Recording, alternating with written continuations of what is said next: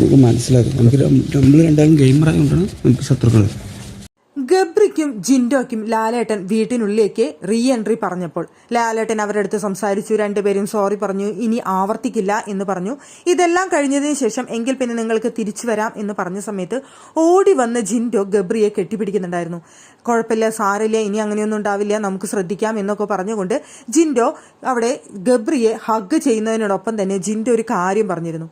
മറ്റൊന്നല്ല, എത്ര പേര് ശ്രദ്ധിച്ചു എന്നറിയില്ല, നമ്മൾ സ്ട്രോങ് മത്സരാർത്ഥികളാണ്, അതുകൊണ്ടാണ് ബിഗ് ബോസ് നമ്മുടെ അടുത്ത് ഇങ്ങനെ ചെയ്തത് എന്നൊരു കാര്യമാണ് ജിൻഡോ അവിടെ പറഞ്ഞത്.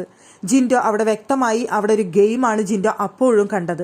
ലാലേട്ടൻ അവർക്ക് കൊടുത്തത്, അവരാണ് ആ വീട്ടിലെ ഗെയിം നിയന്ത്രിക്കുന്നത്, ഇവർ രണ്ടുപേരാണ് ഇവിടുത്തെ ഗെയിമിന്റെ ആൾക്കാർ എന്ന് ജിൻഡോ ചിന്തിച്ചു.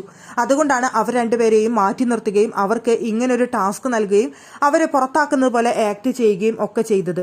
അങ്ങനെ വരുന്ന സമയത്ത് പ്രേക്ഷകരെ മുൾമുനയിൽ നിർത്താനും പ്രേക്ഷകർക്ക് ആകാംക്ഷ കൊടുക്കാനൊക്കെ സാധിക്കും. അപ്പം അതൊരു ഗെയിമിന്റെ ഭാഗമായിരുന്നു എന്നുള്ളത് ഒരു നല്ല ഗെയിമർ എന്ന നിലയിൽ ജിൻഡോയ്ക്ക് മനസ്സിലാക്കാൻ സാധിച്ചു.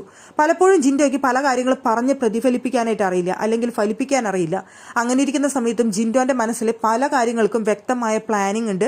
ജിൻഡോ പല കാര്യങ്ങളും അവിടെ ചെയ്യുന്നത് വ്യക്തമായ പ്ലാനിങ്ങോട് കൂടി തന്നെയാണ്. അവിടെ ലാലേട്ടൻ്റെ അടുത്ത് സംസാരിക്കുമ്പോഴും അത് കഴിഞ്ഞിട്ട് ഇവർ റീ എൻട്രി സമയത്തും ലാലേട്ടനോട് സംസാരിച്ച സമയത്തും ഒക്കെ ജിൻഡോ അവിടെ അപ്പോഴും അവിടെ വ്യക്തമായ ഗെയിം പ്ലാനോട് കൂടിയാണ് അവിടെ ഓരോ കാര്യങ്ങൾ പറഞ്ഞിരുന്നതും ചെയ്തിരുന്നതും. അവിടെ ബിഗ് ബോസിന്റെ ഉള്ളിലേക്ക് കടന്ന സമയത്ത് അവിടെ ഫ്രണ്ടിൽ ഇരുന്നുകൊണ്ട് സാഷ്ടാംഗം പ്രണമിക്കുന്നതും, അതുപോലെ തന്നെ അവർ മത്സരാർത്ഥികളെല്ലാവരും ജിൻഡോന്റെ അടുത്തേക്ക് എത്തുന്നത് വരെ ആ ജിൻഡോ അവിടെ എത്രയോ മിനിറ്റുകൾ അവിടെ സാഷ്ടാംഗം പ്രണമിച്ചുകൊണ്ടിരിക്കുകയായിരുന്നു ബിഗ് ബോസിന്റെ വീടിന്റെ മുന്നിൽ നിന്നുകൊണ്ട്.